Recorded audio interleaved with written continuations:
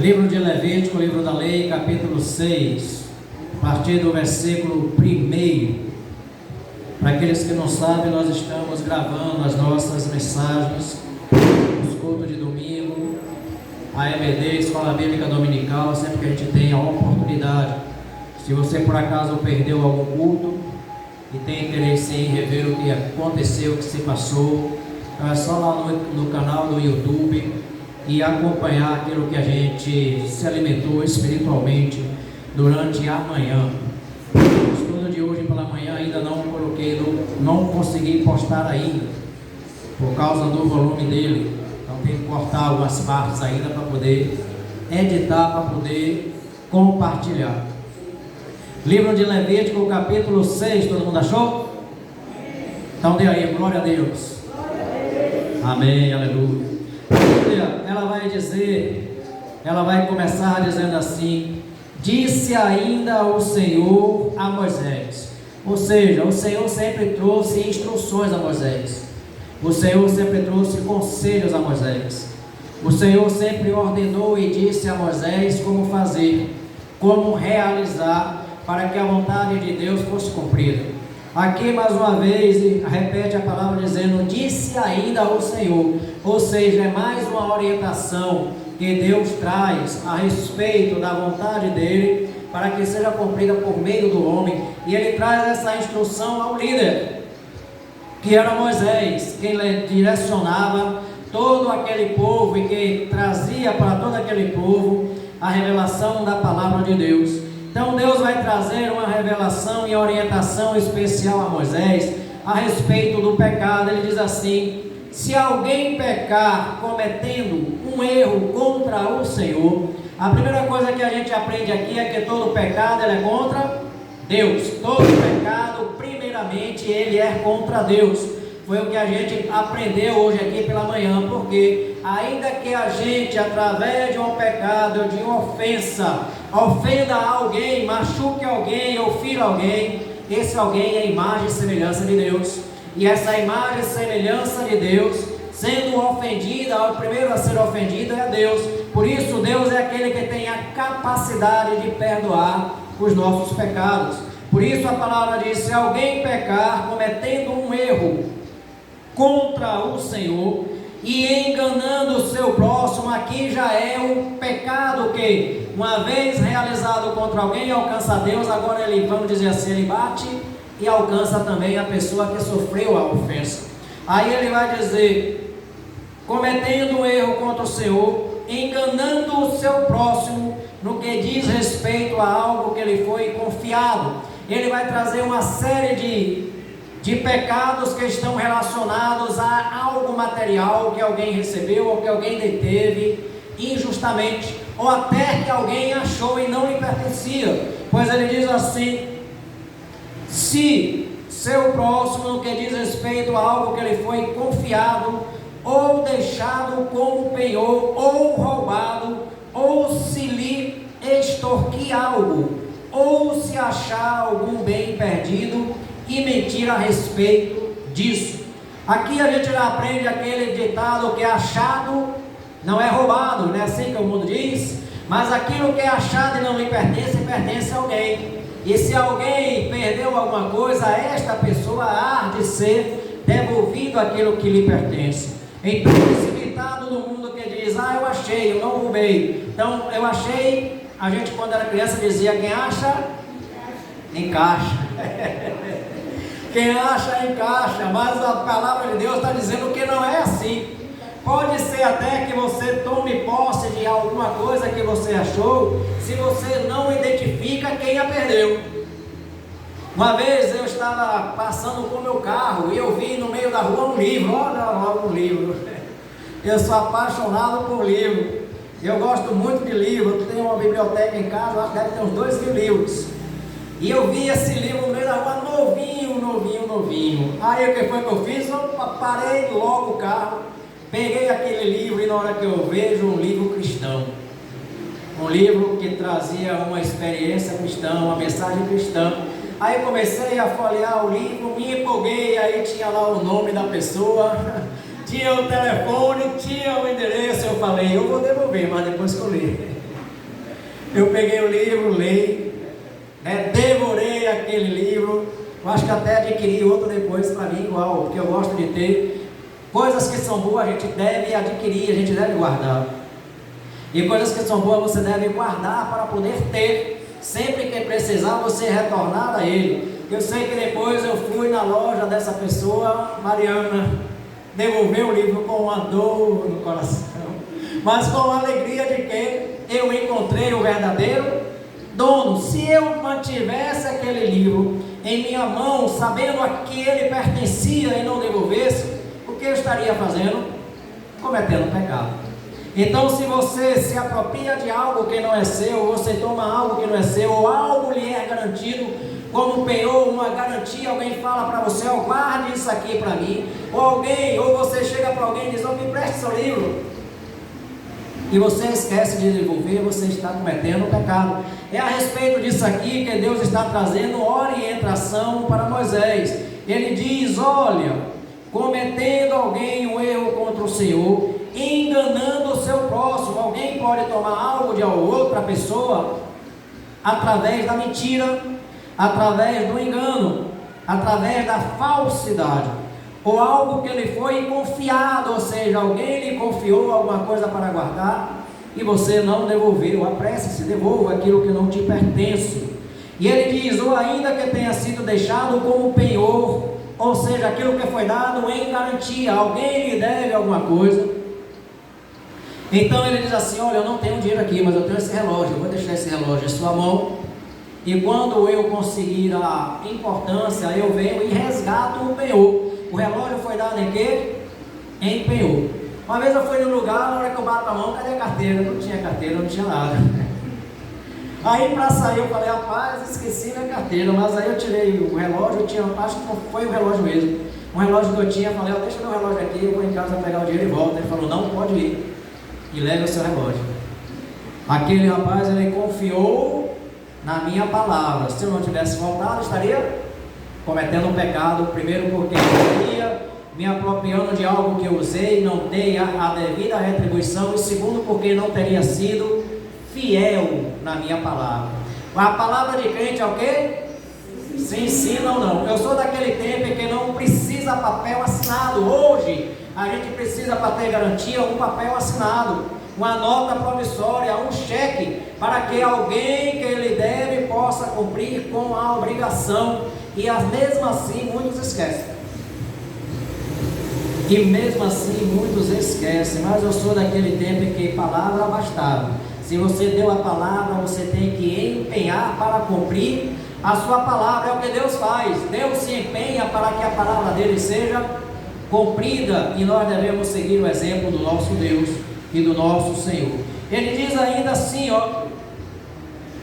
se jurar falsamente a respeito de qualquer coisa, cometendo pecado, quando assim pecar, tornando-se por isso culpado, ele terá que devolver o que roubou. Aí Deus está dizendo qual é o que a pessoa que cometeu o pecado, quando ele sente a culpa. Bom é quando a gente sente a culpa. Bom é quando a gente ainda cai na real e o Espírito Santo nos desperta e nos avisa, olha, você errou, você precisa corrigir isso. É difícil quando a pessoa já perde o senso da responsabilidade da própria culpa. Ele fica tão habituado a fazer e a realizar aquele algo que ele acaba esquecendo de que tem uma consciência, porque a consciência já não lhe pesa mais. Tão bom como Deus faz com que as nossas consciências pesem, e por quanto disso e por causa disso a gente percebe a nossa culpa e tenta nos resolver. Mas aí o Senhor diz o seguinte: essa pessoa terá que devolver o que roubou, ou tomou mediante extorsão, ou o que lhe foi confiado, ou os bens perdidos que achou, ou qualquer coisa sobre a qual tenha jurado falsamente. Mas essa restituição, Kleber, não era por elas. Ou seja, a mesma coisa pela mesma coisa. Além da coisa haveria um acréscimo. E o versículo seguinte vai dizer assim: fará a restituição plena, ou seja, completa, e acrescentará a isso 1/5 do valor, e dará tudo ao proprietário no dia em que apresentar a sua oferta pela culpa. Então ele está dizendo aqui que há uma oferta que está sendo oferecida pela culpa, porque a pessoa está trazendo essa oferta para Deus, Adilson. Porque a gente começou dizendo que todo pecado, primeiramente, ele é cometido contra o Senhor. Todo pecado, primeiramente, ele é cometido contra Deus. Ainda que eu pequei contra o Senhor, que eu vá lá e lhe peça desculpa, lhe peça perdão, e lhe restitua o que eu tenho que lhe restituir, eu também tenho que restituir diante de Deus. E aqui como é que eles faziam isso? Através de um sacrifício, através de uma oferta ao Senhor, o que era chamada aqui a oferta pela culpa.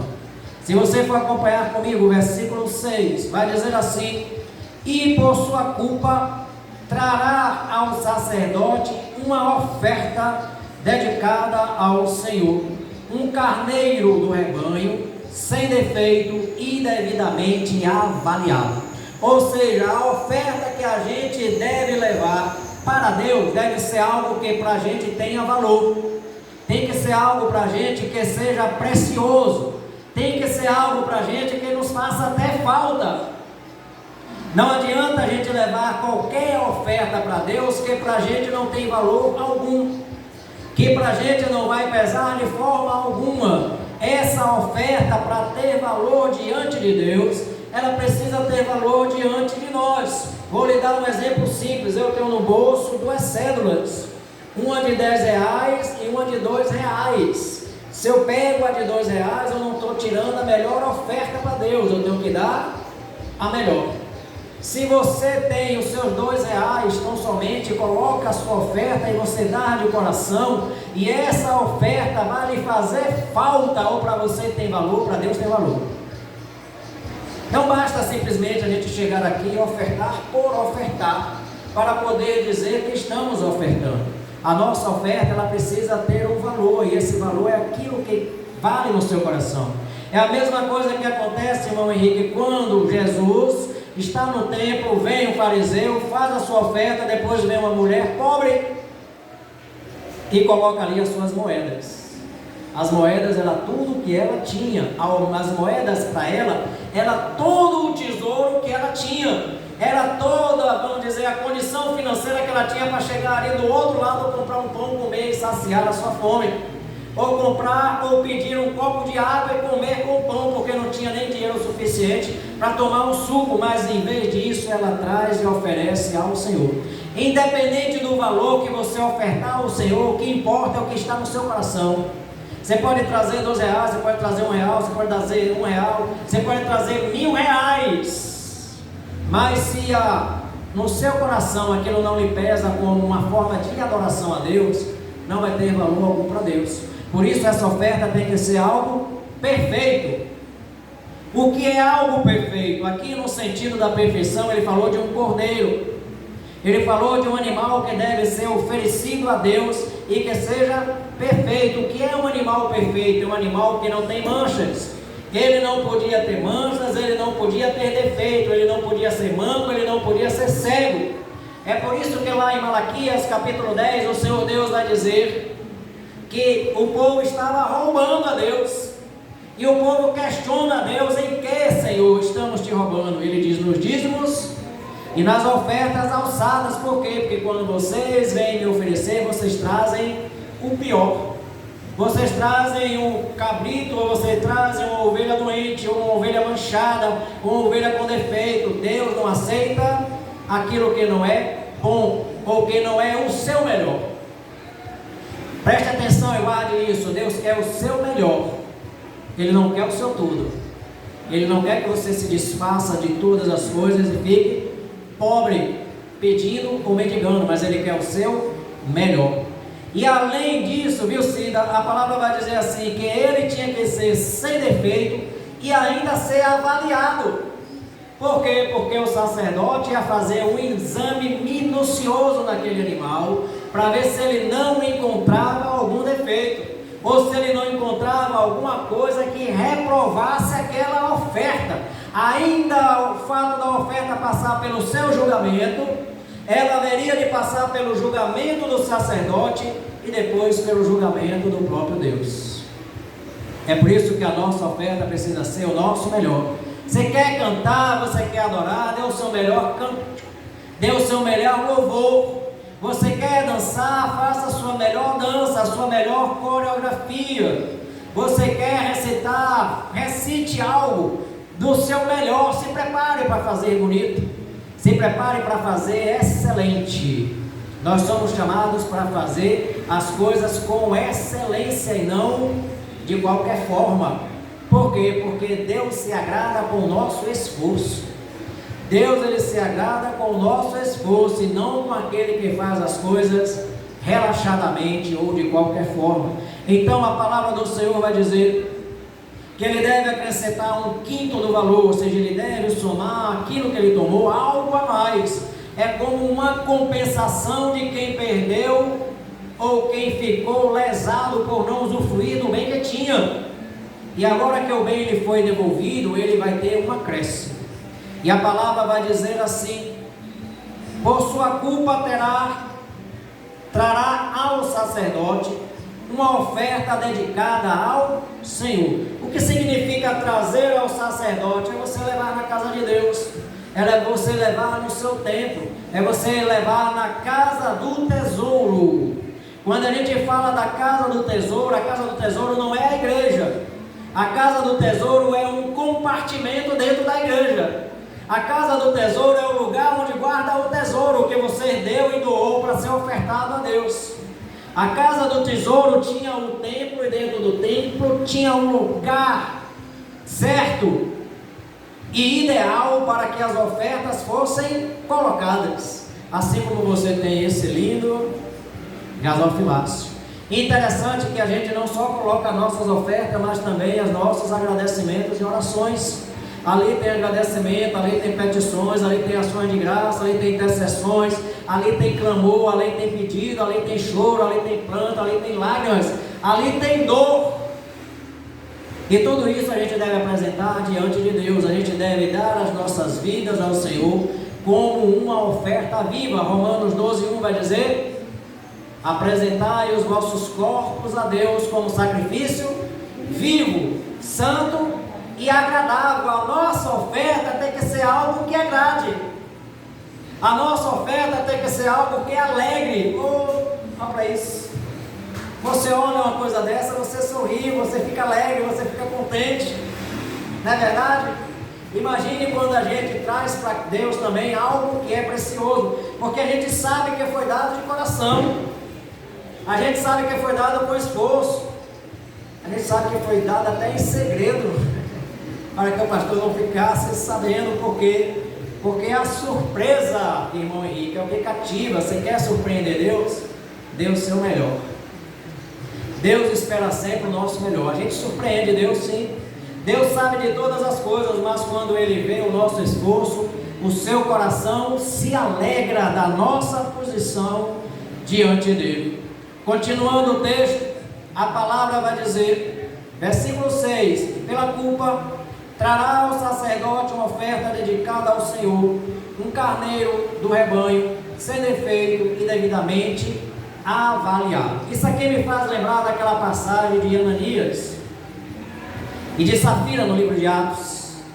A palavra do Senhor vai trazer lá registrado que os irmãos em Cristo, na fé, eles vendiam as suas propriedades. E eles pegavam todo o dinheiro que arrecadaram com a venda da propriedade e ele trazia diante dos pés dos apóstolos, que eram os dirigentes, os sacerdotes, os pastores, os apóstolos, que conduziam a vida daqueles irmãos. Eles entregavam tudo na mão dos apóstolos, para que aquilo que fosse entregue fosse distribuído por quem não tinha, para que todos pudessem ter, ainda que não muito, mas o suficiente. Quando a gente compartilha aquilo que a gente tem com aquele que não tem, a gente torna alguém que estava em necessidade agora alegre e satisfeito, porque muitas vezes vou confessar um pecado aqui, Marião. Quando eu fui na sua casa, eu fui com uma cesta de banana. A minha intenção era levar para lhe entregar, mas Deus disse: não é para ela. E eu fiquei ali na porta conversando com uma pessoa há um tempo. E aí o Espírito Santo não é para ela. Mas Senhor, trouxe para quê? Olha que eu saí de lá, né? Abençoado. Mas Senhor, trouxe para quê? Mas o Senhor disse, não é para ela. Aí apareceu a pessoa, é para essa aí.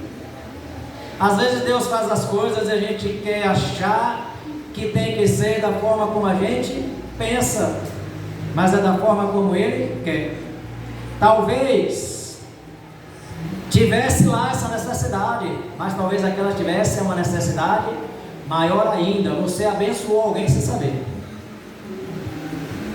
Você abençoou alguém sem saber, por causa da parte de Deus que mandou levar aquela sacola com as bananas madurinhas, deliciosas, docinhas. Eu comprei uma pica de banana assim, quando eu cheguei em casa hoje, tinha um monte lá madura, catei, cortei, tirei uma parte, peguei e levei para minha mãe gosta de banana, só come assim, só almoça assim, só janta assim, aí foi levar logo dela. Na hora que eu estou levando, chega minha irmã também com uma sacola de banana. Eu falei, que banana é essa aí? Aí é da terra, ainda bem, essa daqui é da prata. Então vai ter para poder variar, mas é assim que Deus faz. Às vezes aquilo que você estabelece no seu coração é para abençoar alguém. Você acha que é para uma pessoa, mas Deus quer abençoar outra. Quando eu contei aquela história aqui de hoje pela manhã, para dar um exemplo, de um pastor que ele queria largar o ministério, ele queria abandonar o ministério. Entra ovelhas que dão dor de cabeça, e ele já não estava mais aguentando. Entra problema para poder resolver, entra problema para poder digerir, entra as questões pessoais dele também, familiares. Aí ele sai e vai para uma badalada. Eu falei badalada, né? É badalada, qualquer coisa dessa. Ele vai para uma festa do mundo e chega lá na balada, ele entra naquela música, está tocando lá o forrozão.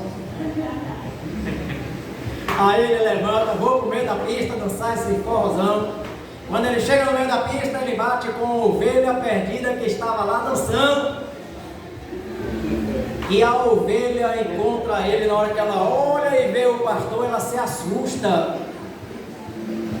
Mas sabe o que é que eu não contei para vocês? Aquela ovelha, ela diz assim, pastor, hoje eu ia me revoltar e abandonar tudo. Só que antes de vir para aqui, eu orei a Deus. E eu falei assim, Senhor, se o Senhor mandar o pastor lá,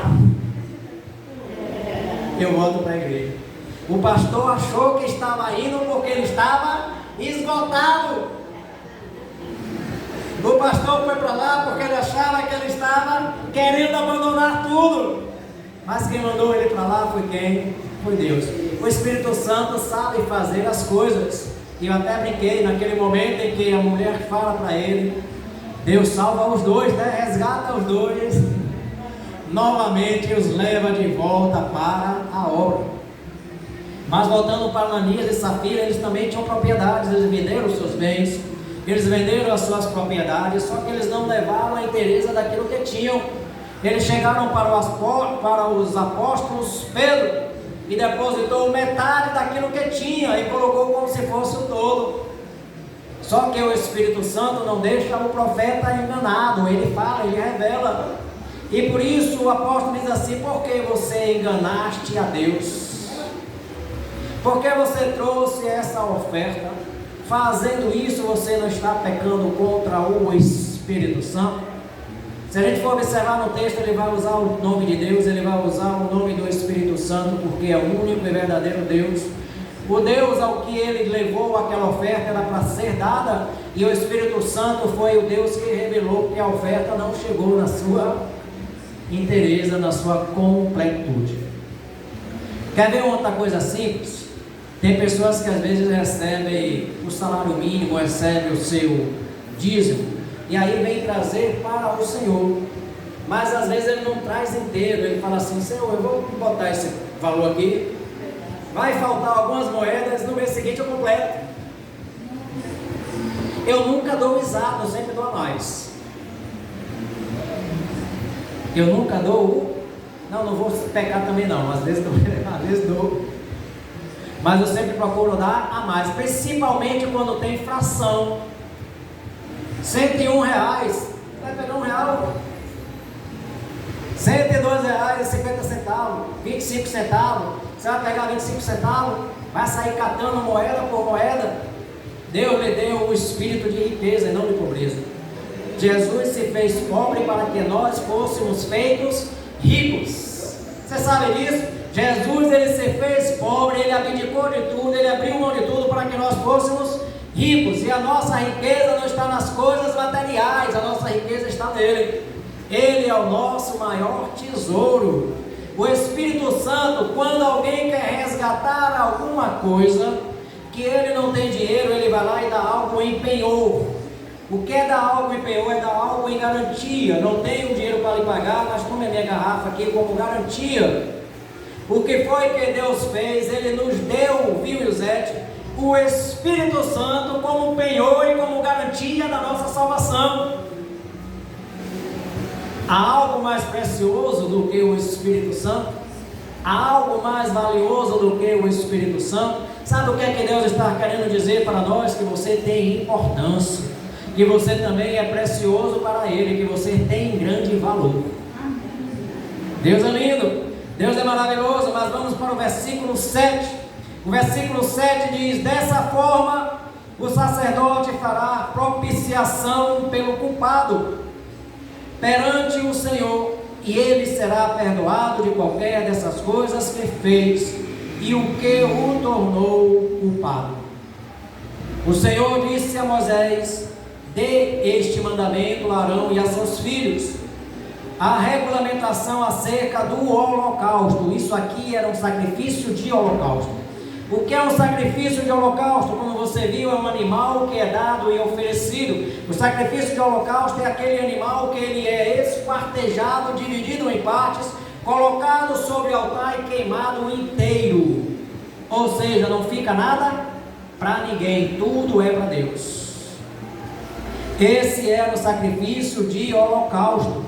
Em outras formas de sacrifício, o sacerdote tinha uma parte, aquele que ofertou também tinha uma parte, e Deus tinha uma parte. Aqui tudo era para Deus. Isso significa e nos dá uma primeira verdade, que nosso sacrifício a Deus tem que ser um sacrifício de submissão e de obediência.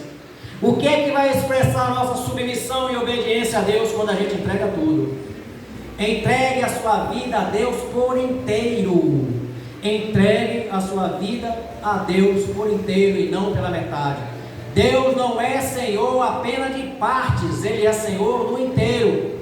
Ele é o Senhor da minha vida, o Senhor da minha saúde, o Senhor da minha liberdade, o Senhor dos meus pensamentos, o Senhor das minhas atitudes, o Senhor das minhas finanças. Ele é o Senhor do meu casamento. Nós temos que entregar a Deus por completo. Porque ainda que alguma dessas coisas esteja errada ou desandando, Ele é o Senhor e vai colocar no eixo. Ele é o Senhor e por Ele ser Senhor, Ele tem o controle de todas as coisas. Ele terá que ficar queimando até de manhã sobre as brasas do altar, onde o fogo terá que ser mantido aceso. O sacerdote vestirá suas roupas de linho e os calções de linho por baixo. Retirará as cinzas do holocausto que o fogo consumiu no altar e as colocará ao lado do altar. O que é tirar as cinzas? É limpar. Uma vez que você se ofereceu ou se colocou a Deus em retidão de confissão e de arrependimento, deixa a cinza de lado, ou seja, abandone as cinzas. A cinza é o que foi queimado para ser jogado fora. A cinza é o pecado que deve ser deixado atrás, porque se ele permanecer, ele contamina o altar e ele impede que o fogo aumente, Mariana. É por isso que a cinza tinha que ser varrida, a cinza tinha que ser limpada do altar, para que o fogo permanecesse desde manhã consumindo. Versículo 11: depois trocará de roupa e levará as cinzas para fora do acampamento, a um lugar cerimonialmente puro. Aonde ele deveria levar as cinzas? A um lugar cerimonialmente puro, aonde a gente deve apresentar os nossos pecados a Deus. Ele é o único que é puro, tem o poder e a capacidade de perdoar os nossos pecados, de apagar todas as nossas iniquidades. Vai em direção a Jesus. Jesus derramou o sangue dele na cruz para perdão do nosso pecado, para a remissão do nosso pecado, para limpar todas as nossas transgressões, iniquidades, falhas, erros e defeitos. E ainda que a gente venha falhar, errar e cometer novos defeitos, o sangue dele é a nossa provisão. Ele pagou um alto preço, e o seu preço foi preço de sangue. Versículo 12 diz assim: mantenha aceso o fogo no altar. Como é que ele mantinha aceso o fogo no altar, irmão Henrique? Ele tinha 3 pilhas de lenhas, e a lenha era o combustível para o altar. Porque aqui vai ver na instrução, lembre, pela manhã o que é que ele tinha que fazer? Reativar o fogo. Pela tarde o que ele tinha que fazer? Reativar o fogo. E pela noite o que ele tinha que fazer? Reativar o fogo. A gente estudou hoje pela manhã aqui que a gente ativa o fogo como? Com a oração, lembra? Você ativa o fogo com a leitura bíblica e a oração pela manhã, pela tarde e pela noite. O que é o fogo? O fogo é a oração. O fogo é o que nos mantém acesos, dispostos e predispostos para enfrentar todos os problemas que venham por frente. E a gente vai, na força e no poder de Jesus, vencer todos eles e derrubar todos eles. Por isso ele diz: toda manhã o sacerdote acrescentará lenha. Comece a sua manhã orando, comece a sua manhã colocando fogo, comece a sua manhã abençoando e sendo abençoado. Comece a sua manhã na oração e no poder do Espírito Santo. Olha, o fogo é tanto o Espírito Santo como é o Espírito Santo quem bota fogo. Sabe por quê? Duas coisas interessantes. O fogo de Deus, ele tem 2 origens. Pegue isso. O fogo de Deus tem o quê? 2 origens. A primeira, ela vem do alto. O fogo de Deus sempre vem do alto. Quando Elias orou e ele preparou o altar do Senhor, quando ele restaurou o altar, ele orou e o fogo desceu.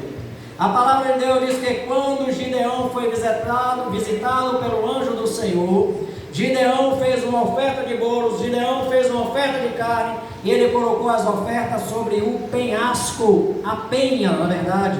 O que é uma penha? É um conjunto de rochas. Ele colocou o fogo aonde? Sobre a rocha. E o que aconteceu? Saiu o fogo da rocha.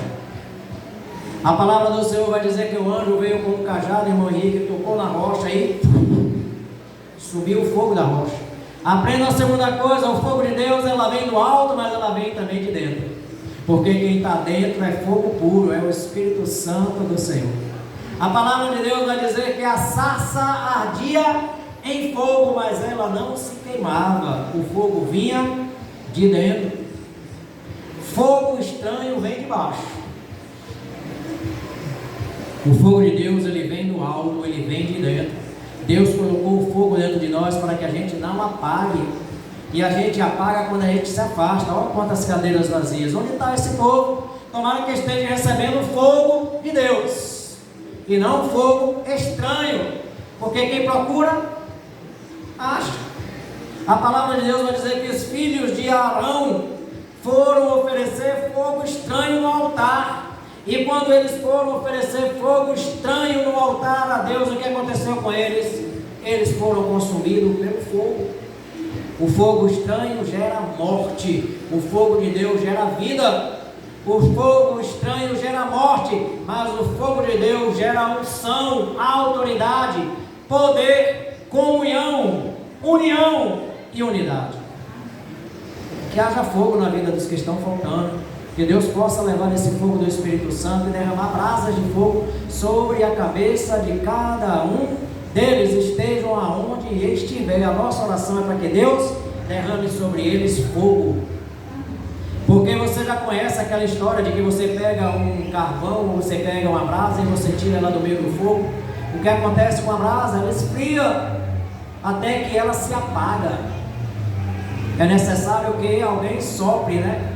Por isso é importante o vento do Espírito Santo. Para a gente poder concluir, o versículo 13 diz assim, mantenha-se o fogo aceso continuamente. Ou seja, você está enfraquecendo, você está querendo desistir, você está ficando sem esperança, volte continuamente e comece a fazer aquilo que você fazia quando se tornou novo convertido. Já viu como é a vida de um novo convertido? É uma vida de alegria. Ele quer sair espalhando para os 4 cantos do mundo que Jesus é quem salva, porque ele foi salvo e ele tem uma alegria que ele quer compartilhar. Mas ele vai vendo que a luta é desenfreada e às vezes não é justa, porque você vai levar e muitos te rejeitam, muitos te expulsam, muitos não querem dar um ouvido, muitos fecham os olhos, muitos viram as costas, e com isso muitos daqueles que estavam no caminho vão se esfriando. Volte a pegar fogo, e volte a pegar fogo santo do Espírito Santo, volte a ter comunhão com Jesus, porque só Ele pode manter essa chama acesa dentro de nós. Amém. Vamos ficar em pé, vamos orar. Tem alguém aqui que não é crente?